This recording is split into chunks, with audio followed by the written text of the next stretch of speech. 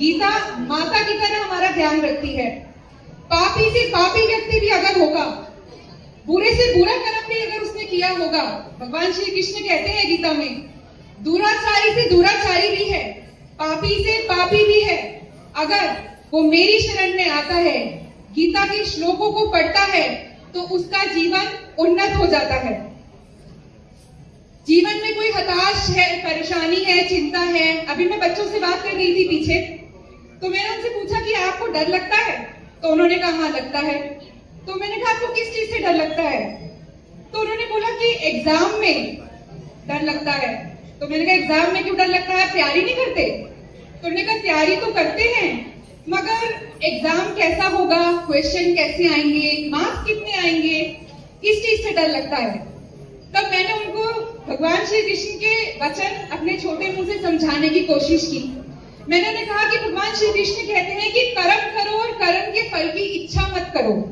मतलब मैं ईमानदारी से अपने एग्जाम की तैयारी करूं, जो भी प्रोजेक्ट है मेरा, मैं उसमें अपना 100% दूं, और फिर उसके बाद मैं आंखें बंद करके एक बार भगवान से प्रार्थना करूं कि भगवान मैंने अपना 100% दिया है, आप मुझे जानते हो, क्योंकि मैंने सुना है कि भगवान सब जगह होता है, पर मैं आपको नहीं जानता, तो मैंने तैयारी पूरी ईमानदारी से करी है, मैं फल की इच्छा ना करके अपनी तैयारी को आपको अर्पण करता हूँ और निश्चिंत हो जाता हूँ। तो अगर बच्चे इस तरह से मन में भाव लाके एग्जाम देंगे, ईमानदारी से तैयारी करेंगे, तो निश्चित ही उनके अंक तो अच्छे आएंगे और उनके छोटा सा जो कोमल जीवन है वो निश्चिंतता का अनुभव करेगा। और यहाँ पे और भी युवक युवती बैठे हैं, तो आज जैसे हम नोटिस करते हैं, हम देखते हैं कि लाइफ में डिप्रेशन है, चिंता है, यूथ जो है वो बच्चे परेशान है, छोटी छोटी उम्र में परेशान है, वो सुसाइड कर लेते हैं, आत्महत्या कर लेते हैं। एग्जाम क्लियर नहीं हुआ, सुसाइड कर ली, मेरे अच्छे मार्क्स नहीं आए, मेरे फ्रेंड के अच्छे मार्क्स आए, परेशान हो गए, क्योंकि हम गीता नहीं पढ़ते हैं, हमें गीता जी का महत्व ही नहीं पता।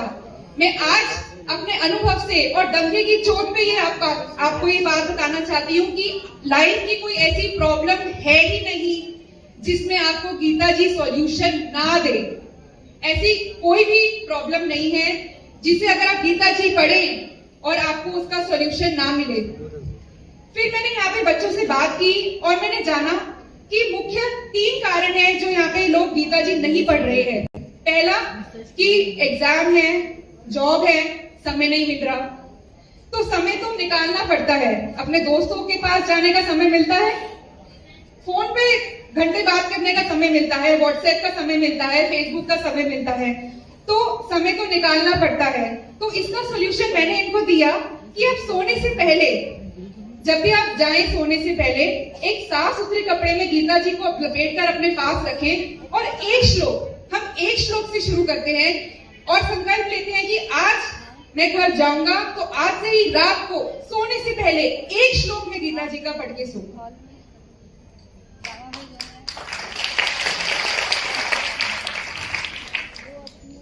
इससे हमारी गीता जी पढ़ने की आदत बन जाएगी और धीरे धीरे, जैसे होता था ना पहले बचपन में कि ए पहले लिखना मुश्किल होता था, ए फॉर एप्पल लिखना मुश्किल होता था, पर अब हम कैसे पूरे पूरे सेंटेंस लिख लेते हैं। तो ऐसे ही जब आप एक एक करके पढ़ना शुरू करेंगे ना, तो आपका इंटरेस्ट आने लगेगा। दूसरा जो मैंने समझ में आया मुझे, यहाँ पे जो लोगों ने मुझे बताया कि हम गीता इसलिए नहीं पढ़ते हैं क्योंकि मॉडर्न जमाना है ये, तो अगर मैं गीता पढ़ूंगा तो मैं तो आउटडेटेड लगूंगा, मैं कूल कैसे लगूंगा। ये मेरा भी अनुभव है, शायद आप लोगों का भी अनुभव होगा। हम बस में या मेट्रो में सफर करते हैं, सभी करते हैं। कौन कौन करता है बस में मेट्रो में सफर? सभी सफर करते हैं। कभी मेरा तो अनुभव है, शायद आपका भी होगा, हमने लोगों को नॉवल पढ़ते हुए देखा है, हमने लोगों को फोन चलाते हुए देखा है, हमने बुक पढ़ते हुए देखा है। क्या कभी किसी ने मेट्रो में या बस में भगवत गीता पढ़ते हुए देखा है? नहीं देखा ना। क्यों? क्योंकि हमें लगता है अरे हम तो पढ़ रहे हैं, वो क्या बोलेगा या वो क्या बोलेगा। तो हमें ऐसा लगता है कि यार हम अपनी संस्कृति से अगर जुड़े हैं तो हम अनुकूल लगेंगे, अपने दोस्तों को क्या बोलेंगे कि मैं भगवत गीता पढ़ के आया हूं।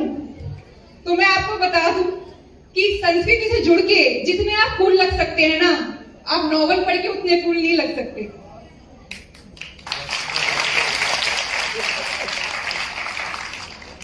और साथ ही में आप मॉडर्न बन के भी संस्कृति से जुड़े रह सकते हैं। हमारी ये बहुत बड़ी गलतफहमी है कि या तो मैं एक समय पर कूल लग सकता हूँ या मैं एक समय पर सर पे तिलक, माथे पे तिलक लगा सकता हूँ। हम तिलक लगा के भी कूल बन सकते हैं, सक्सेसफुल हो सकते हैं, उन्नति कर सकते हैं।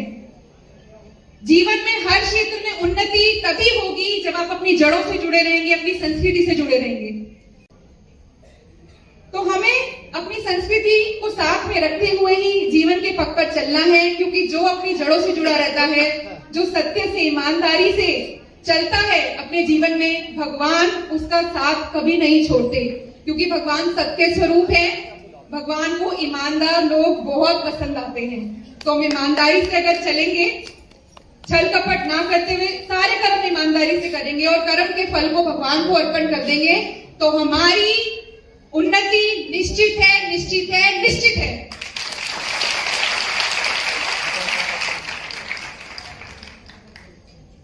और एक रीजन जो आखिरी में मैं थोड़ा समय के अभाव में बताना चाहूंगी, एक रीजन जो मुझे बताया यहाँ पे किसी ने, कि एक रीजन जो है मैं गीता नहीं पढ़ती क्योंकि मुझे समझ में नहीं आती। अब इसका सॉल्यूशन भी भगवान ने भगवत गीता में दिया है। भगवान ने 4थे अध्याय के 34वें श्लोक में बोला है कि मेरे को समझना है, मेरी प्रकृति को अगर समझना है, मेरे ज्ञान को अगर समझना है, तो तू ब्रह्म ज्ञानी संत महापुरुषों का संग कर, उनको जाके प्रणाम कर, उनकी सेवा कर, उनसे प्रश्न कर, छल कपट छोड़ के मन से उनसे प्रश्न कर, तो वे तुझे मेरे इस ज्ञान का उपदेश करेंगे। मतलब जो मैंने गीता का ज्ञान अर्जुन को दिया है, अगर मुझे नहीं समझ में आता तो मैं ऐसे संतों का, संतों का, महापुरुषों का संग करूं जो भगवान के गीता के ज्ञान के अनुभवी हैं, जो ब्रह्मज्ञानी हैं, जो तत्वदर्शी हैं। आज के समय में तत्वदर्शी परम पूज्य संत श्री आशाराम जी बापू, जो लगभग 50 वर्षों से ज्यादा से गीता का ज्ञान लोगों में पहुंचा रहे हैं। मैं अपने अनुभव की अगर बात करूं तो मैं अपने छोटे मुंह से आज थोड़ा बहुत भी जो गीता के बारे में बोल पा रही हूं, वो सिर्फ और सिर्फ इसलिए है क्योंकि मेरे गुरु परम पूज्य संत श्री आशाराम जी बापू ने मेरे जैसे अनेक युवक युवतियों तक गीता का ज्ञान पहुंचाया है।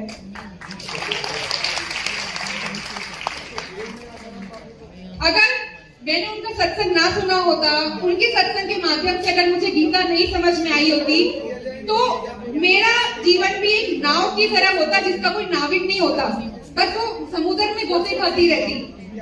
तो अंत में मैं आप सबसे यही अनुरोध करूंगी कि संकल्प लें कि रोज एक गीता का श्लोक हम रात को सोने से पहले पढ़ेंगे और अपने जीवन को ओजस्वी तेजस्वी बनाएंगे।